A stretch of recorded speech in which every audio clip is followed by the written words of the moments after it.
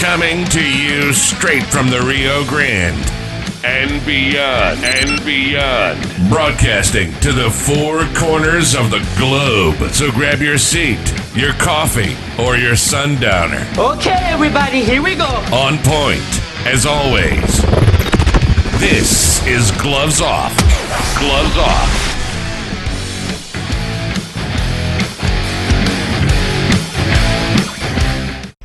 Have you ever wondered about what happens in a martial arts studio?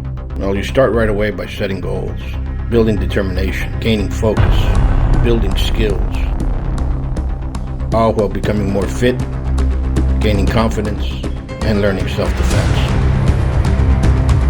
Huitorn Academy is a school where attitude meets aptitude. So give us a call at 956-401-4868.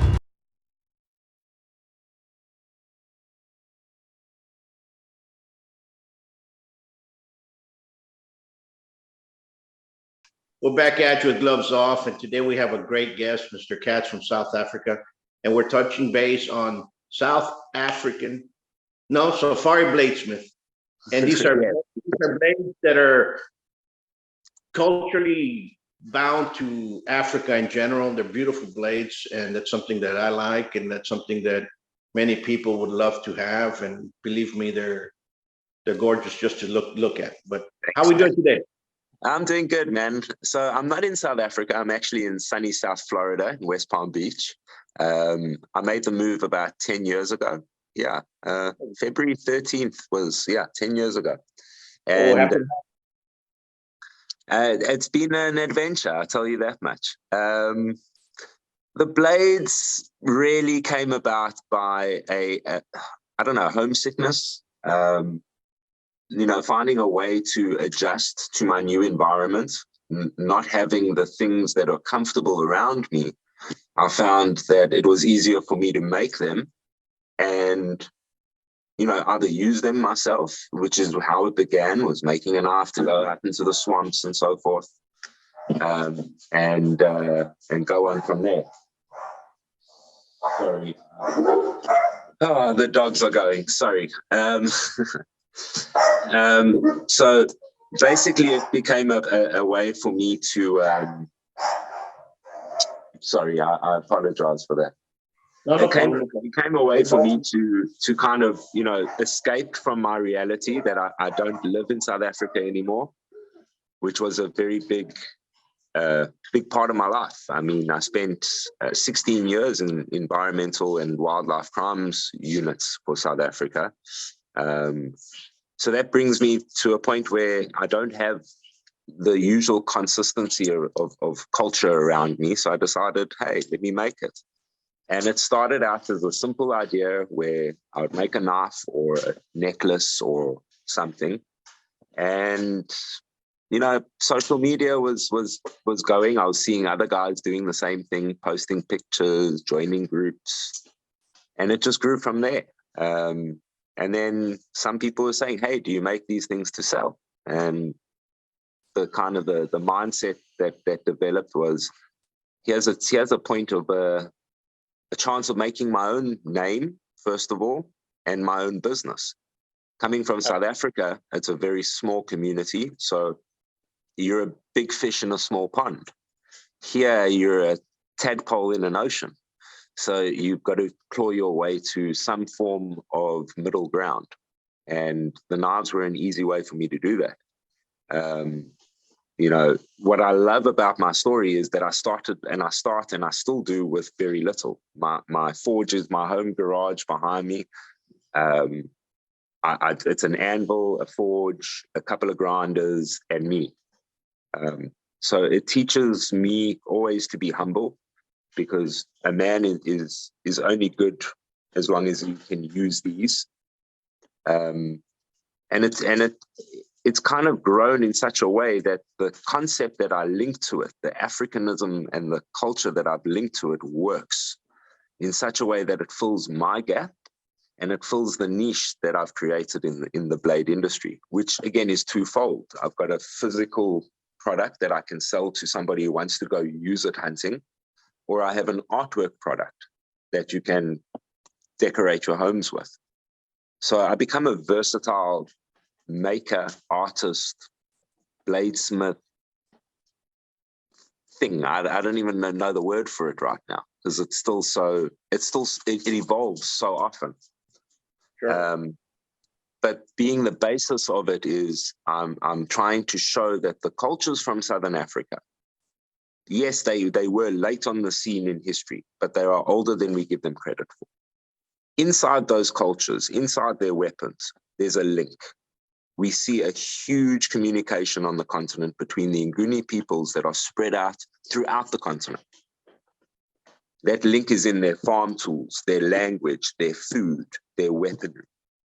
So I look at it in terms of a holistic view of understanding people and nations and Sure. why we have the identities everyone carries. Absolutely. And you touched on a bunch of great points. And number one, your love for South Africa and the passion for that, and also for the cultures that are there. And I've been to South Africa several times, and I've seen a lot of people just are misunderstood with Africa, period. Not only is Africa the continent, but you have different countries that are inside that continent. And within those countries, you have a lot of different cultures and tribes and beliefs and so on and so forth that exist. And like you said, there's some that link several countries together because of the tribes, those ethnic groups. And I saw some of the men. In fact, I have some up in the wall, like I showed you earlier. And I was always intrigued with the weaponry. You know, coming from the martial side of things. How do you do the knife? I saw some knives that were very practical, and how it was used. You know, because I'm also an executive chef, so the knife has to be a tool that if it's hunting, it has to be thick enough for me to go ahead and field dress an animal and still be able to butcher and 100%. But that's where the biggest misconception of just the single knife. Some people will view that as a weapon. I don't see it as a weapon. I see it as a tool. Absolutely. It's a tool. It's a tool, and it's a multi-versatile tool in the right hand and the right mindset. Sure. The difference between that and something like an ikwa, the Zulu stabbing spear, very different. This has only got one purpose. It was to change warfare on the battlefield between African people. That's all it was designed for. It was designed to have a total end of the battle. That's the historical reason.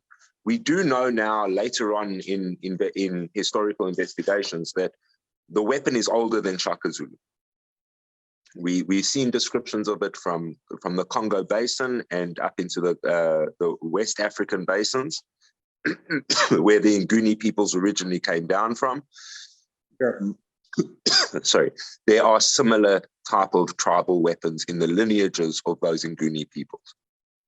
So we know that the information was there. We don't know how it was given to the man Shaka Zulu over here, but we do know that he had the idea. Okay, so again, this only had one purpose. It was only for war. There's not much else you can do with that. Absolutely. Yeah, it's a smaller size. It might be able to be handled a little bit like a machete here and there, but ultimately it's not designed to go whacking and battering things. It's designed just for poking and moving on. Quick poking, pull out and go. Same like a gladius, the way the Romans used the gladius. If they needed another tool, there was another design, another weapon came out, and so forth. And that brings us to military structure, because how nations are built, unfortunately, it's innate within the human beings, the human psyche. We seek war. We always have, whether that be between ourselves or others. So the weaponry then started devising how we placed our people. And that bred into military doctrines. And we see that clearly in African cultures. We see the beginnings of that from early African cultures, from even prior, even the Egyptians. Their weapons dictated where they stood on the battlefield, how they were used, if they came in from the flank or if they came in from the front, if they came in from the rear, if they fired from distances.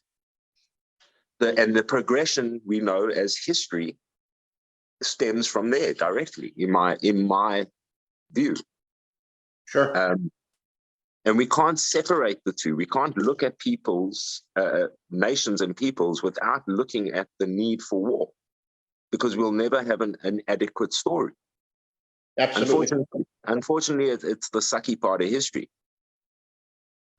It's rough, it's tough, and it's not for the faint of heart. And if we sugarcoat it, we're not going to learn anything from it, and we're going to be doomed to repeat it again, as we're currently seeing now in the world. Absolutely. And it's, but it goes, it goes into a lot of little differences. You have a powerful culture, and then you have a forceful culture, totally two different entities. The forceful culture is going to try to force itself upon others. That doesn't mean it has power. That just means that it's forcing itself upon them. And that's what you see. And you see that in those cultures. That the things that are more closer knit and spiritual within the culture, you see that elongate in a distance type of. You see it in languages. Look, you see it. That's it. You see it in languages extremely, and you see it in foods, and you see it in dresses and colors, and then again down to the ceremonies. And now with African cultures, you've got to go back further than the introduction of the Western religions. Sure. Yes, most of the African continent is either going to be Muslim or Christian. Okay. Sure. There's 4,000 years of history we have to discuss to get to that point. But prior to that, they all have origin stories that intermingle. They all have a view that at one point there was darkness, and then the next point there was light. Sure. Okay. So we look at that. For me, I look at that saying, okay, so there's a consciousness on the continent. White man's history, or I hate to say that, white man's history, it's a bad term, but Western history tells us that African tribes didn't communicate with each other. They were doing all their things, and it really wasn't like that. No, they were of course. Vast expanses between each other without water and with deserts and whatever, but they were still communicating. Ideas spread. I mean, so when I started out in my conservation career, I had the belief that I wasn't there just to save animals. I was there to save people. At the end of the day, conservation at the root of the argument is about people, and people are the one thing that's taken out of that discussion all the time. Absolutely. We make ourselves, but that's our God complex. We do that with everything. So we have to be separate from what we discuss. If we put ourselves into that picture, we confuse ourselves, because we can't understand that we're part of the system and the cycle. We have to believe that we're outside the cycle. And that revolves around everything. That revolves around politics, extremely so today around politics, medicine, and studying cultural stuff brings you back down to earth to show you that you're just living, and that's beautiful. And the more you travel, the more you see, the more you appreciate, and the more that it enlightens yourself to be that you, how can I say, when you exchange smiles and conversations, sometimes you do not know what they're saying, but there's an understanding, a comprehension that goes on. Communication of heart, man. Things are felt with the heart before they're felt with anything else. Absolutely. And you see that, and only if you've lived it, you can understand it. If you haven't, well, one day you will. and we hope. But and that's what happens in South Africa. You would see people, you couldn't talk to them as per se, but there was an understanding that was there. No, 100%. I mean, why it was done. Then you start. South Africa gets a really bad rap in the media. It really does. It gets the whole, it gets the both sides of the racist spectrum, the white side, the black side, the colored side. It gets a bad rap.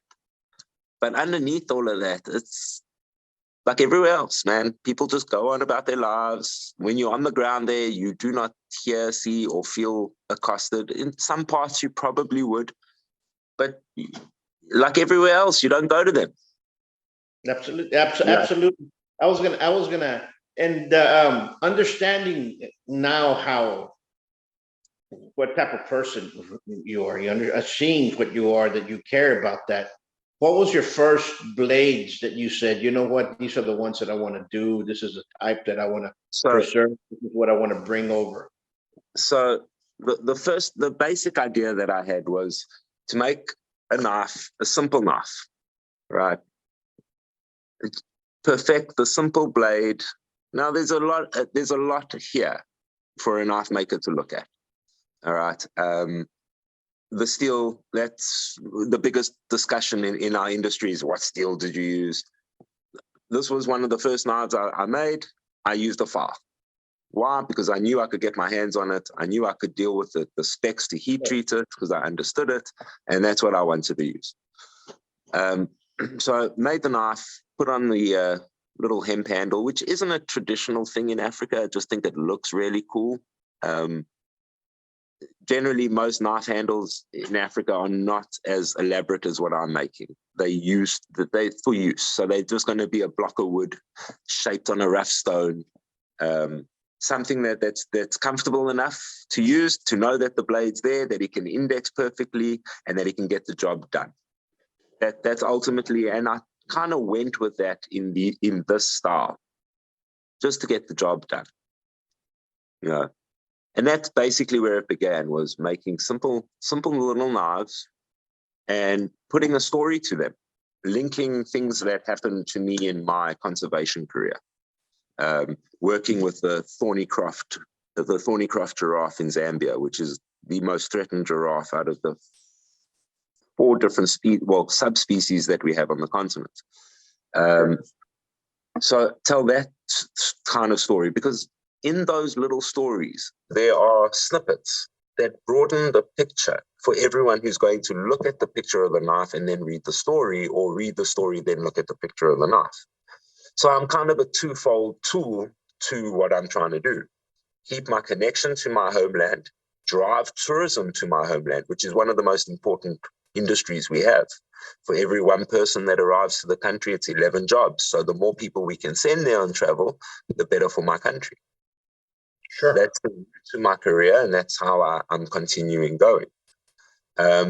So then it grew from there, because my skill grew from there. The 10,000 hour rule. If you practice something for 10,000 hours, you eventually will become a master of it.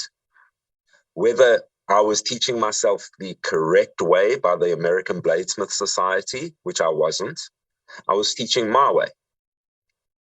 And that grew me to the next level I needed to be. And that took the shape in the cookery. My dad once brought me a cookery from India, and it became the lifelong tool that I used in the bush all my life. The multi-tool of knives does everything you need it to do and doubles up as a great weapon in war. So we look at that again culturally, and then we look at South Africa's history. How did the cookery influence South Africa? Easy. The Indians were brought there by the British to tend the sugarcane farms and coastal areas of the country. Yes, they were brought in as an outside labor force, but they developed a cultural identity in the country that is massive. Mahatma Gandhi was crucial to South Africa, both in the Boer War as a medic for the British, sure, and as an attorney during the pre-struggle, pre-Nelson Mandela. In fact, there's huge discussion about Mahatma Gandhi in the country now, because he did so much to form South Africa. So that brings a whole nother identity to what I'm trying to do. And then, lucky enough, as a young kid, my parents used to travel us quite a lot, thankfully. And we landed up traveling to Mauritius, which is a little island in the Indian Ocean, steeped in history, from pirates and dodos to so much. And we used to visit there 3 months a year. So it became another identity to me. And you start bringing those things into what you're doing. And what those guys will do to a pineapple with a knife, they'll make the most beautiful piece of art that you don't even want to eat. You know? So all the influences of my youth to my education, to my experiences in wildlife crime and protection, have all stemmed to this point. And the only outlet I had were making what I enjoyed. And I consider myself blessed every day that I'm making what I make, where I am, because if I was doing this in South Africa, I don't think I would have a business. Understood. Yeah. Well, you probably might, but yeah, I would have to change a few things, but I wouldn't have where I'm at. I wouldn't be where I'm at. And I'm lucky enough that the concept pulled me through before my skill level caught up, which I'll always thank my lucky stars for. Because at that point, this became a necessity for a business. I couldn't find a job here in Florida. No one's going to hire a guy who used to track poachers in the bush. I've got no need for me in Florida. I can go to FWC. It's a horrible, horrible life. I could go to the police, which I thought about, but again, climbing on 40 years old, I'm a little past my sell-by date. I have 2 young children, so I need to buckle down and get something going. That was my mindset. And necessity bred creation, and here I am. I took a gamble. I was given a free table at Blade Show in 2015. With Blade Show is the world's biggest knife show in Atlanta. I sold out on my first Blade Show. And the stuff there, nowhere close to what I'm making at the moment, but the concept was there. People saw the concept and they saw the passion. And it taught me one crucial lesson. You don't sell a knife. I don't sell knives, I sell memories. Absolutely. And that's the way you have to look at it. That's the way you have to look at it. You just said it right there. Yeah. And my niche then is very small, because very few people have these memories. It's you're correct. But there's a lot of people here that hunt. There's a lot of people that will look at that to have. The blades you have, they're very, show us a couple of more. They're very, let's get you mobile a little bit, and I'll show you, I'll do some cultural stuff now quickly. So we all know the famous stabbing spears. I think that's a better picture for us. We all know the famous stabbing spear of the Zulu, right? Shortened shaft, elongated blade, and like I described earlier, designed just to bring warfare close together and have final solutions in the battles. But we stem to history because the spears in Africa are very, very mixed. You get long ones, you get short ones, you get throwing ones, you get addle-addles, you get a whole bunch of variety. But I stem to the ones I know, which are the sub-Saharan types and the East African types. So then we come to the Maasai spear, and this is probably the only long spear that I actually make. The Maasai lion spear. Now, to the uneducated, people are going to say that knife, that spear is for throwing. It looks like a javelin. It never gets thrown. It's a spear that's designed to stick into the ground at a 45-degree angle to have the shield brought down on top of the warrior to protect him from the pounce of the lion. Now, in the Maasai tribe, although it is outlawed since 1950 in Kenya, but prior, to become a man in the tribe or the rite of passage of the tribe, the Maasai warrior had to kill a lion with one of these spears.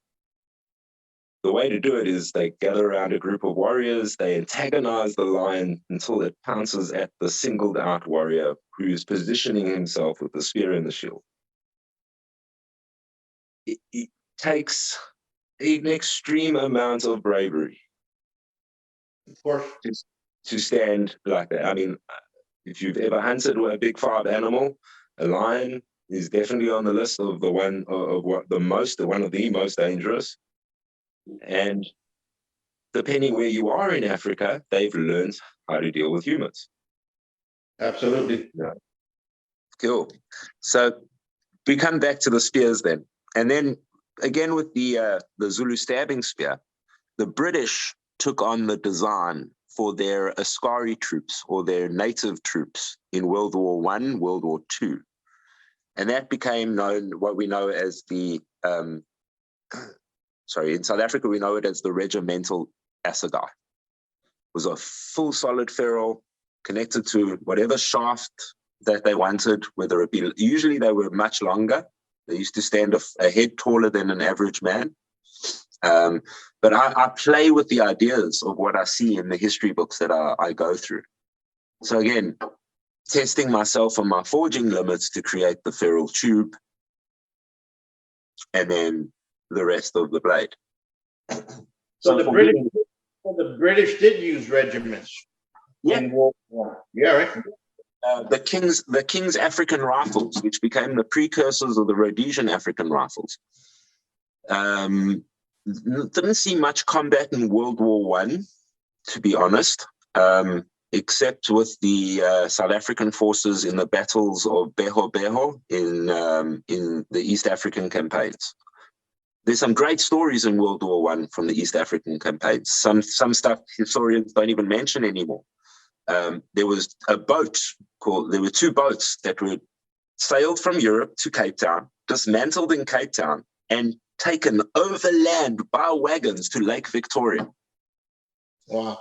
That is a massive journey, man. That's over 9,000 kilometers, dragging two boats to put on that lake to take the German boat to engage the German boat that was there. And the story is called the story of Mimi and Fifi. Those were the boats' names from France. And those boats are still on the river today. Yeah, that's beautiful. You know, a lot of people. My grandfather fought in World War I. Fought in Saint Michel and Moussargon. He fought over there. He tells a story that there were four from Laredo, and one was wounded, was getting shipped back the day before, and the three of them charged in Moussargon, and the one on the left was killed, and then a couple of steps over, the one on the right was killed, and my grandfather kept on going forward. And it's interesting, you know. And my father wasn't born. Well, he was born, but he was born during World War II, right? And so he had a daughter that was war age. So he made my aunt go into the army, and she was the first woman of Laredo that entered the armed services. So, that's the way it is. Look, I mean, World War II, I still say the best generation this world ever saw. Never before have we seen people come to the forefront for so much. Yeah. And, and it's unfortunate we don't learn, but we're in the brisks of another one, depending on how they play it. Hopefully people have I mean, look, right now,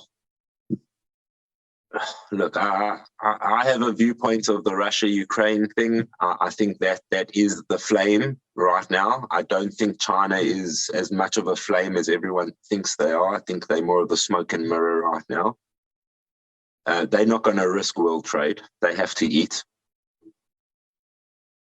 Russia worries me more because they're not going to stop. The problem, and this doesn't look like it's a war. This doesn't look from the Russian side like it's just to make themselves feel secure in Europe. This looks like it's after resource and people. You're picking on an old fighter, which is Russia, and you're picking on him, and you're backing him up into a corner. He's going to fight back. It's just a matter of time. He's going to fight back. And people might say, "Oh, he's fighting with Ukraine." No, he's not. He's just telling Ukraine to, stop.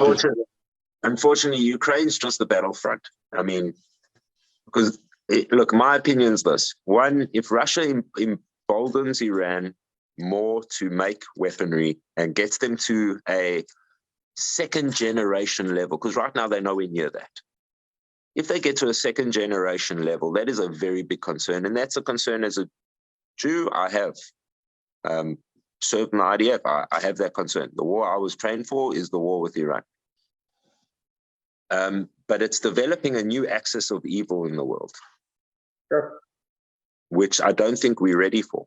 We haven't had it for 70 years. And then again, you look at the social conditioning. Look at all the movies you've watched from 1970 till now telling you who's the bad guy. Who's the bad guy? Absolutely. Yeah, You're correct. I don't say it's all fair, because it's not all fair, but Russia's got a big issue. Russia has a demographic problem. We know this. They are running out of age group people to build industry and country and nation. Absolutely. Ukraine was full of it. Absolutely. And there's a lot of mixed feelings going on, and I see that, and I don't see any good coming out of the administration that we have. We need a little bit more. You need somebody. We need somebody. In Afrikaans, we say harachat. You need somebody hard ass. You need somebody who's not going to be a pushover. He's not going to just send a document to the United Nations. Absolutely. And that's what it needs, because the countries that are there, those guys are bullies, and sometimes bullies, that's what they need. They need somebody that's going to bully them back. And because the bully's going to take over, it doesn't matter. But then there's this. Look at the gear that Germany has, Sweden, Finland, Poland. It's all 1980 generation, Soviet era, American made or Soviet made weaponry. You've got to clean out the stock somehow. There's no big buyer in Africa anymore, except for Al-Shabaab and Boko Haram, and God forbid you sell to them. Yeah. You pulled out of Afghanistan, so now you can't leave the stuff there anymore. So you've got to get rid of it somehow, and the only way to do that is to use it in war.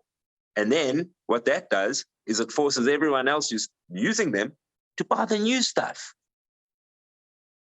And that's what's really, that's what I see more than anything is, you look at we're giving money, yeah, but look at what's coming in, pal. Look at what they're going to buy in 6 months' time, in 3 months' time. We're talking about military armament and military weapons. And at one time, that's what it was. Who had the best military weapon? Just like what you're showing there with the spear, which is which? Exactly. That's the one that's going to do more damage. Which one's the best design that's going to get me home tonight? And doesn't it make sense that unfortunately Ukraine is now the proving field for that or the showground for that technology? Well, let's see where it's going. Yeah. Let's see where it's going to go, and see if somebody really has a head on the shoulder to go ahead and put some peace into this. Yeah. I don't think right now there is much head on shoulders, man. Unfortunately. Unfortunately, you're correct. Yeah. Unfortunately, I agree with you. Yeah, COVID taught me something really interesting, is that it was very weird how everywhere went through the same cycle. Because one follows the other, and we're all looking at the model. We're all looking at the next one as the model. So we're investing in the next view and the next view. We're not investing in our own view. There are very few countries that form their own views. I can't say, look, I won't say that COVID was something that wasn't there. It was something that was there. I just think it was dealt with the wrong way because the way the information was given. And it forced that in us because it's the way the media controls us, is to divide and conquer. They want the two-party mentality. They want the red versus blue. They don't want to see it turn purple. because then they're out of business. Then they have to tell you the truth. Absolutely. So Absolutely. COVID taught me one thing, is that the world cannot do a fraction. COVID told me one thing: not to trust the municipality that you're in, not to trust the government that we're in, and that woke. I hate to use the term woke, but that awakened a lot of people into, you know what, it's not going to happen again. Well, you see, in South Africa, we have this mindset. Because our police force is so terrible, we've learned that no one's coming to save you. You've got to save yourself. Absolutely. Then we have another mentality, and group mentality, which is called enclave mentality. And that's exactly what happens here. We have a lot of good police officers, don't get me wrong, but you have a lot of complacent ones that have allowed the bad ones to control. And that's where things go wrong. The stuff that happened with, what's his name, George, he got killed. How many times has that happened all over the place? 100% per day, all over the world. I mean, the only thing that's changed is now there's a lot more cameras and a lot more filming, and that's the only thing that's changed now. But before, that information that's being recorded is sent quicker, and it's received quicker than ever before. Absolutely. And that's a crucial aspect no one's talking about, because whether that information is true or false, the speed at which it's being delivered and received negates whether the fact is true or false. Absolutely. Because it's first come, first serve. And that unfortunately is, I think, our species' downfall is going to be the technology we've bred to overtake us. I don't say AI will blow up the planet and force us into slavery. I think they will dumb us down. Yeah, in a way. Yeah, you're correct. And then once we're dumbed down, we're easier to control. There's things there that I don't like, and especially with AI and with robotics and stuff, because given to the wrong hands, it can turn wrong. And human nature is that way. And it's just like any weapon. Given a good weapon in the wrong hands with ignorant people that do not have compassion, it can be turned wrong. 100%. But in the same breath, look at weapons, because it's weapons that keep us moving forward in this technological race. Absolutely. So it's a matter of time before we build something that dumbs us down completely. In my opinion, I don't say a singularity point, but dumb down will make our lives so easy that we lose ambition. Well, I think that's already. I think we're almost there. We're scratching the surface on that right now. Yeah, 100%. And that's the hard part. It's like that, you know. You worked in wildlife. You were working with wildlife, getting. Well, I was training up country's forces for anti-poaching. So I came from the IDF with the canine program from the IDF, from the Orkets unit, and you were dealing with a criminal mind that's in the bush. You're dealing with a criminal mind, the poacher, and here not the kingpin. Huh? Not the kingpins. I'm dealing for the local African that's being paid pittance to go and get that horn.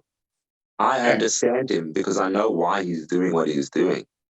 And I understand his movements in the bush because those are the people that taught me. Yeah.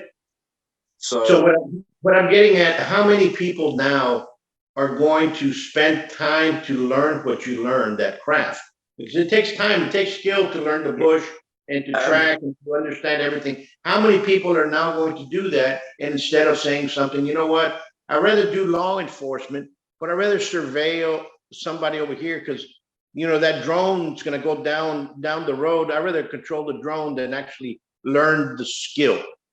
And you learned a skill that's out there that's passed on tradition by tradition. You all went out there and manifested that into a profession. Right? Well, I think, but then again, that's the South African culture from our military past. We rewrote the book on counterinsurgency. It was us and the Rhodesians, split down, 6-man groups, walk in the bush, 21-day operations. You know what I mean? We wrote the book before anyone else did things like that. And the mentality is still there because all those soldiers filtered into the police and wildlife industries because that's what they knew.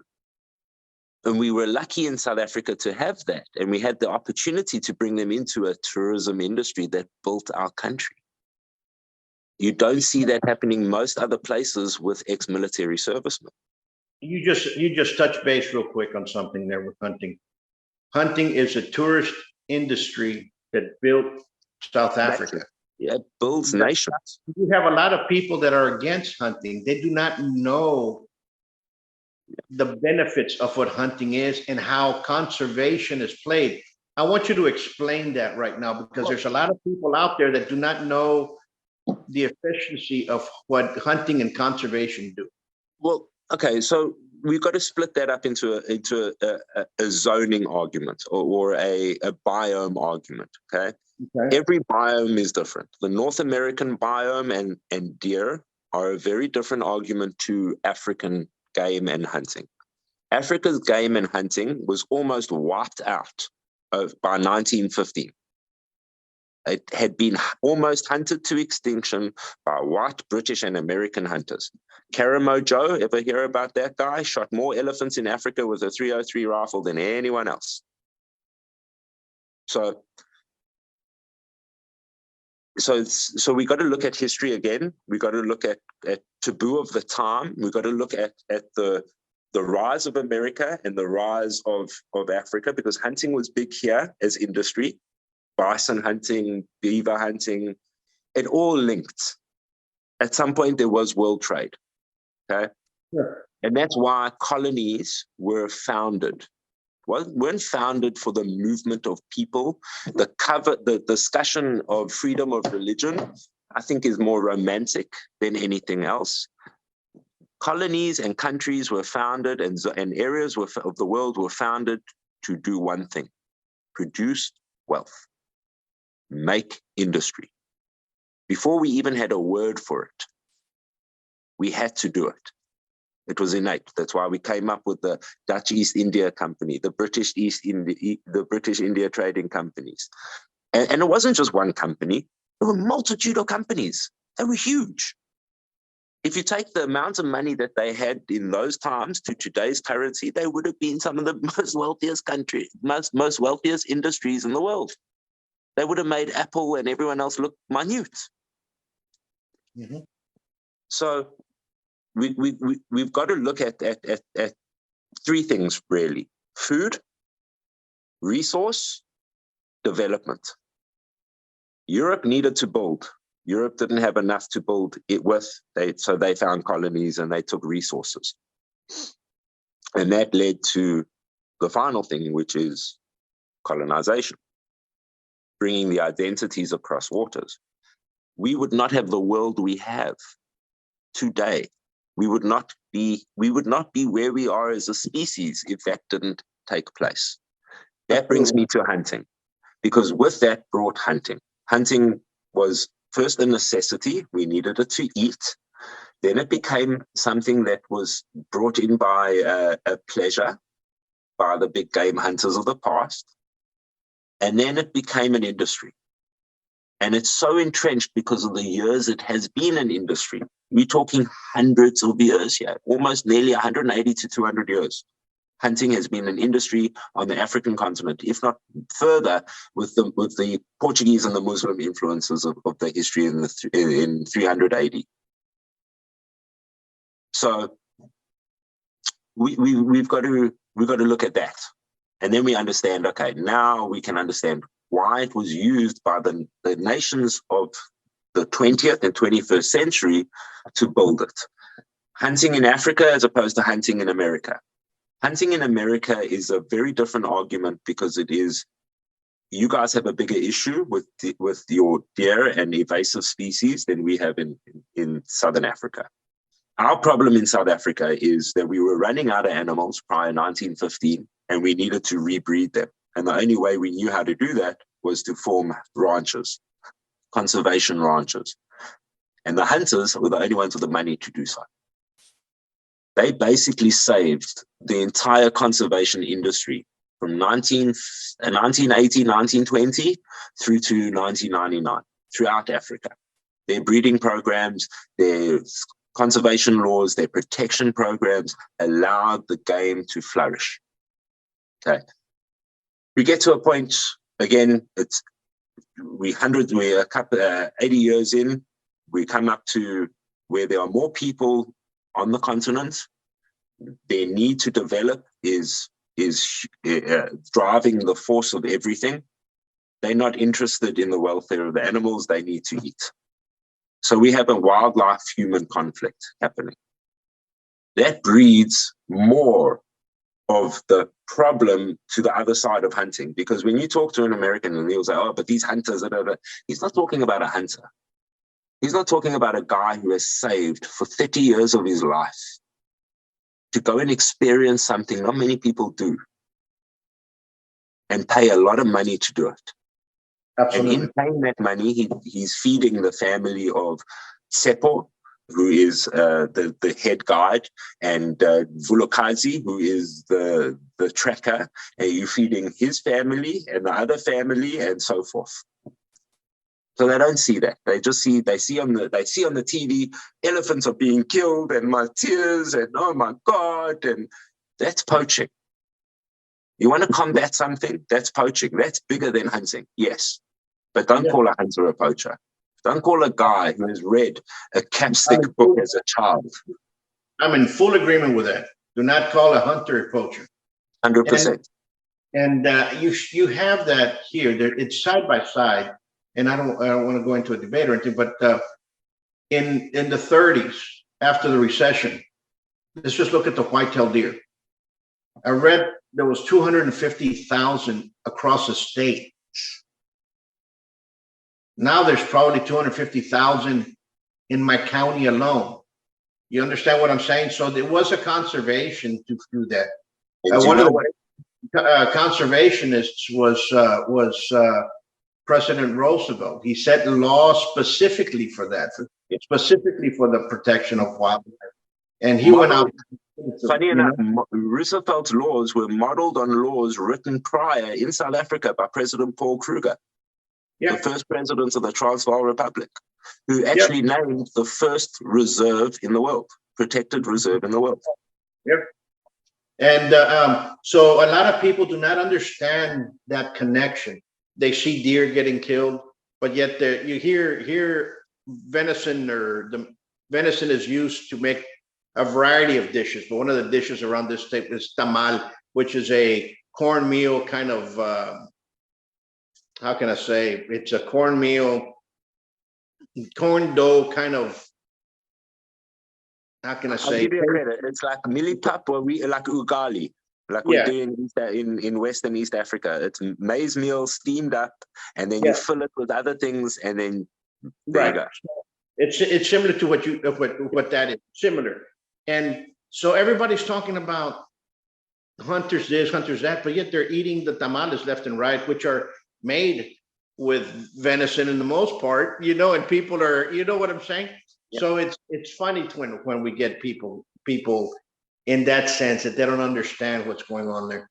And right now there is an overabundance because the conservation here has super exceeded the actual hunters, the hunting. Okay, so you have that as well. And people need to understand that there's a lot of business there, taxidermists, it's a business. It's guides or that go out there and actually guide people. But no one thinks about the ecological side to it. There's a big ecological argument for hunting, especially in North America, to control the deer population. Mm-hmm. If there is a disease that breaks out, that spreads from deers to other animals, they are the most prolific of hosts, more so than squirrels. We're seeing it now with the chronic wasting disease. I mean, something very serious. Look, America tragically, unfortunately, has become an ecological disaster because of multiple reasons, man, multiple reasons. But if you don't have hunting in a society, if you don't have that core connection to, I don't want to say primitive ancestors, but to a holistic version of Earth. If you don't have that connection, if you cannot have the ability to go out and shoot for the pot, that you enjoy that meal, because there's a difference of the feeling of enjoyment. I can go to Ruth's Chris, I can have a steak, I can enjoy it. I can go and shoot, I can go hunt a deer, and I can have a steak, and I can enjoy it. Yeah, it's and I think we have lost that, like I said, we have lost, like we were talking before, we have lost that cultural experience, those passing down to those skills that what happened with you all, was passed down, and it became, you're all Sella scouts and everybody else went in there. They were the forerunners of a bunch of my daddy. So when you start going into those regiments and stuff like that, and they get out, where are they going to go? They went into the law enforcement agency. Yeah, but they and all over the world. All over the world. I mean, the head of the Australian Special Forces is a ex-South African Special Forces operator. Sure. So. But it's also done something else, because South Africa's the ex-South African soldiers seem to be very they are very prolific in the contract market. Sure. Very prolific, and they're very sought after. Sure. But I was over there, and I was with Conroy. I could never. And Conroy, which Conroy, yeah. I was so amazed at the skills that they.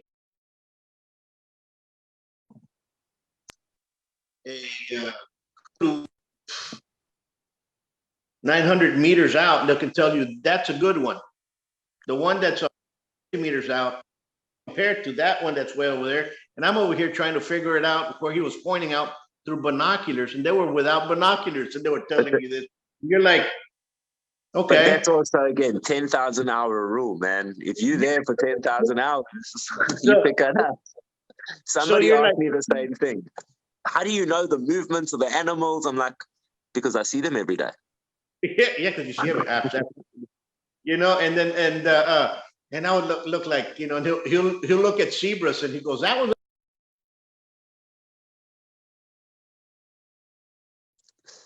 You're getting calls.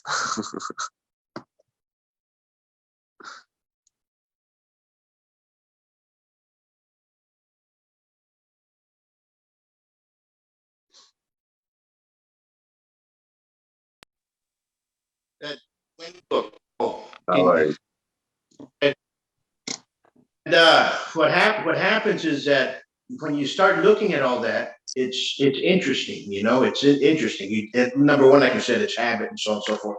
Now let's talk about the special forces. Do you make a knife that's geared more towards the special forces of South Africa? Have you tried? Basically, so the original knife that filtered down to the South African recce's was the Fairborn Sykes, which came through the lineage of the SAS. Rhodesia had one of the most famous SAS regiments. In fact, there are 4 SAS regiments based in Africa at any one moment. The attack at the Kenyan hotel, one SAS soldier took out all of those shooters.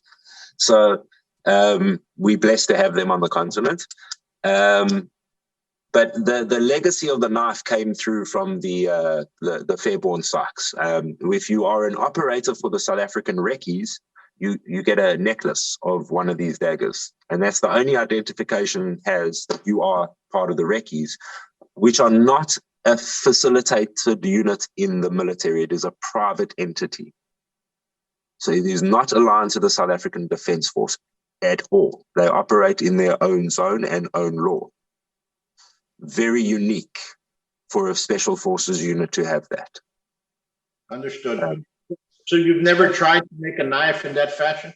I've made a few Fairborn socks. I think there's one I did with that I sent you the photo of with the South African Union emblem from World War One. Okay. That's almost a Fairborn Sykes type design. Then again, I mean, during the 1980s and 1990s forced conscription service in the country, most of the guys were issued with the Puma White Hunter as their side bush knife. I still don't know why. There were better, in my opinion, but they hold a special look and style for the guys in that industry at that time. But then again, we had the R1 FN FAL, which had a very unique bayonet. It was a cylindrical half pipe that went straight down into a tapered point, both edges rounded and sharpened. Those things were F5160 steel, hardened at factory level, I think at 68 Rockwell. They could be pushed through a shackle lock and break the lock. And that became the side knife of everybody during the 1980s and 1990s because it was there. Somebody once asked me, what do you think is the best knife? The best knife is the knife that's closest to you when you need it. So that argument can be had very, harshly, especially on social media with knife makers. And then again, what is the best steel? Whatever steel your forge setup can specifically reach the specifics to achieve the best output for the steel. If you don't have the setup to use 80 CRB2, don't use it. Absolutely. You work within your limitations. Talk to me about the tube, that spear that you had pulled out right now. The one I got right here. Alrighty, so basically we all saw the Shaka Zulu mini-series, which was made in the 1980s with the actor Henry Tsele. Now, Henry Tsele was a very close family friend. My mom was actually involved in the production of the first one. It's part of the dance choreography. So the Nguni culture has been pushed in my life since a very young age. So I came up with the idea of the blade to look very similar to the blade he had in that mini series.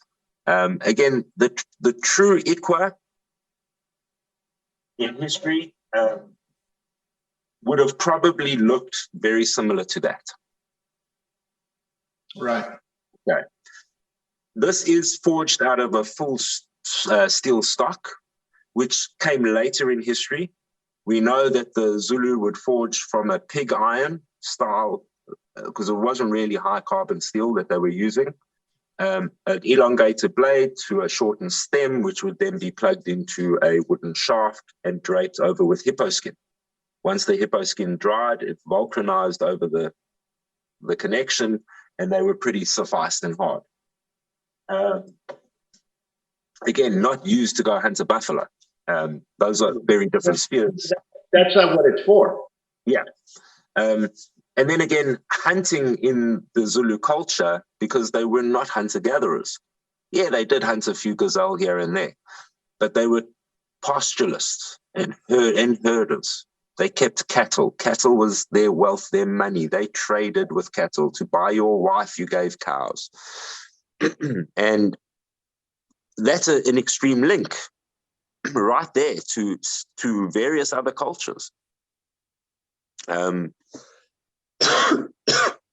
Sorry, excuse me. Some of the Nilotic Nguni peoples, like the Maasai and what are their name now? The Hadza tribes in Tanzania, they take it one step further with their cattle. They do not eat the meat. They are literally properly vegetarian diets, and all they do is drink the blood and drink the milk because the cow is so important. Absolutely, yeah. So that brings me back to the next, where did that come from? You know, where did that view of pastoralization come into the African sphere when we were told hunter-gatherers and hunter-gatherer nations?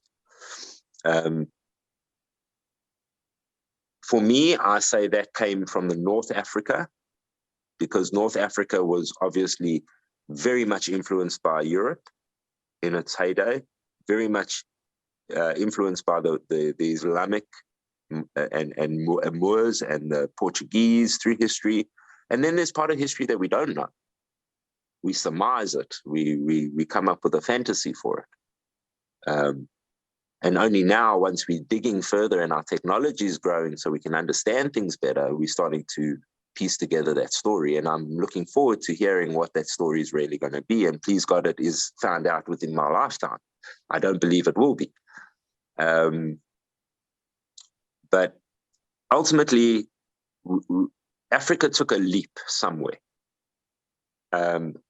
Whether that be in the middle of the Dark Ages, somewhere after the plague, Africa took a big leap forward in certain things, but not in the way the rest of the world did. Okay, so my argument is this, because I have a lot of conversations with guys that tell me the history I tell is wrong. How can it be wrong? History is two-sided. You've got your view, I've got my view, and then there's the view. I'm accepting of your view. I don't say it didn't happen that way. But sure. I can only base it on the facts that I have seen and witnessed myself. You know that there's a lot of history, especially, and I should, and I've written books on the subject of what we do, Savat. Everything in Savat was passed down from professor on an oral basis. Yes, there's some books out there, but they're books from the 18th century that the French changed into the modern French. It's not the same words anymore. Similar, but not the same. The meanings are different. The loss of context. Exactly. So there's bits and pieces, and people say, well, this is what this book says. Yeah, but if you read another book, it's telling you something completely different than what you're saying, because, like I said, it was passed on a mouth-to-mouth verbal basis. Yeah. On an oral tradition. And what happens is a lot of things change. And that's what I think happened with history. You get a lot of history that is passed on orally, especially in Africa and some, and even in our American Indian tribes, that when somebody wants to write it down and they write it down, they're getting one opinion of what they're getting that little piece of the bigger picture. Well, they're not paying attention to everybody else. And you kind of have to take history, and if you're going to put something down, you kind of have to take it and do like kind of a investigative. Are you and me and somebody else talking about the same person and the same thing occurred? Understand what I'm saying? Exactly. Now there's three people that are saying the same thing that don't know each other. Yeah, they might, but understand what I'm saying? So they witnessed this incident happen. Well, that incident can be written down.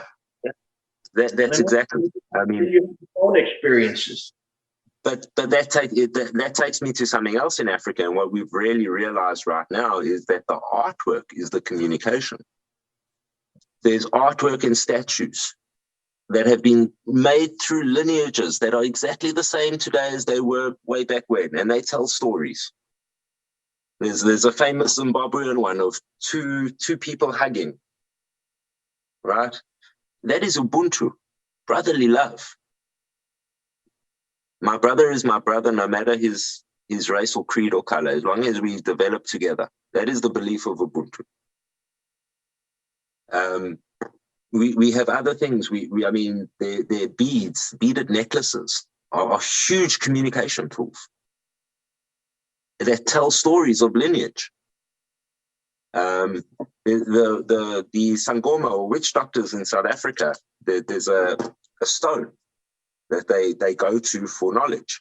That stone has got little things carved into it, which tells you how to treat certain ailments. And there's one for the women, there's one for men, and there's one for soldiers. So very interesting how that came about. And they're still trying to piece that together through oral tradition now. And unfortunately, the generations after didn't want to know the knowledge, and it's lost, drastically lost. And it's saddening, man, because we're losing a huge identity to our species and to ourselves. And we could be so much better in everything. Like in everything. If we just had to just understand ourselves. Absolutely. I'm in full agreement with you with that. And that's where martial arts plays the biggest role possible, man, because it helps, it forces somebody to understand themselves. It forces you to listen to your body. It's the same thing with blacksmithing. It forces me to understand my emotions. And any skill, and like I tell people, any skill that brings out and connects several emotions and consciousness together is beneficial. Now, how you use it depends on the person. These are just canvases or negatives. It's tools. And how you're going to use it that's going to develop. Are you going to use it for the good? Are you going to use it for the bad? Are you going to use it for a positive entity or for a negative entity? It's up to you to do that. 100%. Katz, if somebody wants to look you up and buy some of your blades, where can they do? Where can they go get them? So Facebook and Instagram's still the best way to get to me. It's direct. I post often on my personal page, Steve Katz, or on my business page, the Safari Bladesmith. Instagram, the same two hashtags will get you to me. I do have a few agents around the US that do take my stock here and there. But over the last few months, I've been dealing with some film studio projects. So I've been limited on what I can really make. But yeah, again, Facebook and Instagram. And I really like to keep it that way. I'm not looking for the website right now. I think the ability of social media is quite unique. Because again, as I said, I'm not just selling a knife. If I wanted to just sell a knife, I can set up a web page, I can bring in knives, I can have them made for me, I can set up a business. I'm looking for the person-to-person contact. I like it when somebody messages me and wants to have a conversation about something they want me to make and why they want me to make it. And my best is, I hunted in South Africa in 19 this, and I've still got the trophy on my wall, and I want to have a knife made to commemorate. Tell me about your hunt. Tell me about your adventure, and let me put it into the knife for you. That's what I'm after. That's beautiful. And show us a couple of blades now, and we'll take it from there. Yeah, so I'll bring back what I've got ready-made right now, just some of the smaller stuff, which I'm getting ready for a South African community event down here in West Palm Beach. We've got quite a decent community of us crazy South Africans down here. And we get together every couple of months, and some of the guys bring in some of the treats from home, some of the foods, and it's a nice way of, just getting together, seeing who's who in the zoo. And you never know what comes out of something like that at the end of the day. Yeah. So I do various bunches of stuff. So that's more of the everyday type fixed blade that I do. Spear point design, which again I like because of the forgeability of it. And then the usability, again, simple straight edge blade, flat spine, a little bit of texture, finger texturing just to hold everything in place. And then I like the cross draw method of sheath. The reason being is I pulling vertical, you're going to put your hand in two very unusual positions for the scenario that you're going to be in. Concealability is the next aspect, because that goes right in the flat of my back. My t-shirt covers it. No one knows it's there. And then the access I have for it is quick and covered. so I can get it relatively quickly without being inconspicuous, like I'm going for something. I'm going for a knife, but it could be a gun. But this way, they know I'm going. So then we come with the standard, the bigger stuff, a little bit more for the hunting style. Again, simple blades. I'm not after recreating a knife. I don't need to do the compound grinds. It's not what my concept is looking for.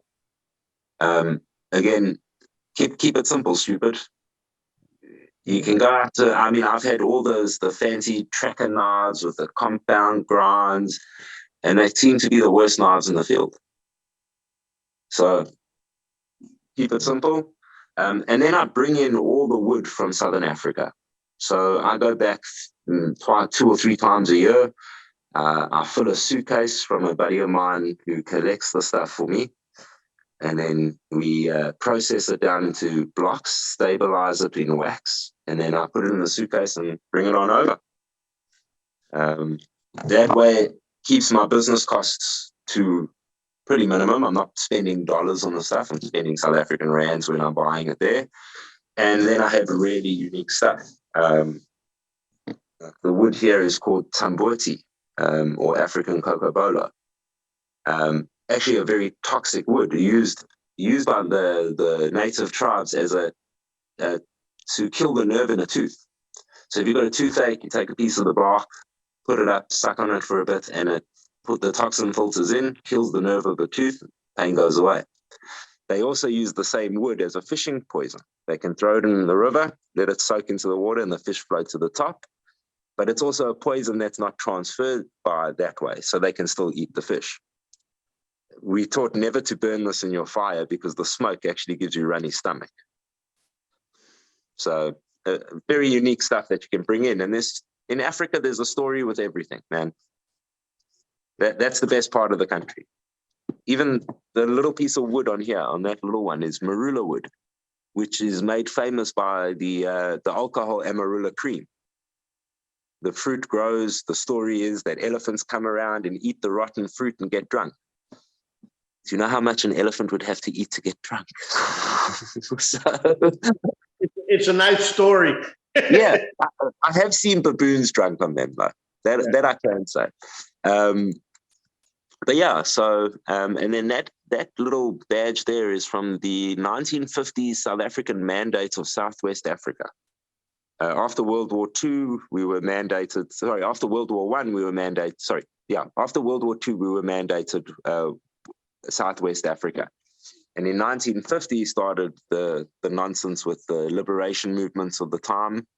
And we come up to the 1970s, and we were basically in a war with a group called SWAPO, Southwestern Africa People's Organization. A very convoluted time in history, because at that point, no one knew who was who. There was ZANLA and SWAPO and SWAPLA, and they were all being funded by everybody, the CIA, the Russians, and then the CIA asked the South Africans to go in, and it was all a convoluted mess. And it led to the one and only engagement between, I would say, allied, free capitalist forces against communist forces. One of the only biggest battles of the time was Coto Carnaval, which was against the Cubans, South Africa against Cuba. And Cuba sent a lot of people to that battle. And the story goes from the guys I used to work with in the conservation industries was, we knew which bases in Angola were Cubans. I said, how did you know? He says, because they put baseball diamonds.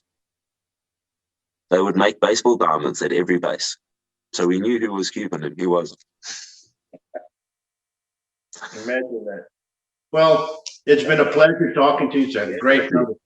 Next time I'm down in Texas, I'll definitely come on around. Anytime. You have a home here in Laredo. Anytime you want to come down. Man. And we'll be ordering a couple of knives here and there later on. And, I've still got to name that list, the photos that you sent me of all those Knobkiri clubs. Yeah. I'll get to that as soon as I can, man. All righty, folks. If you all want a good blade, Try me out, guys. They're a little different, but they come with some good vibe.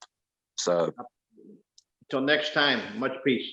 you too, bud. Have a good one. Stay safe. Bye-bye.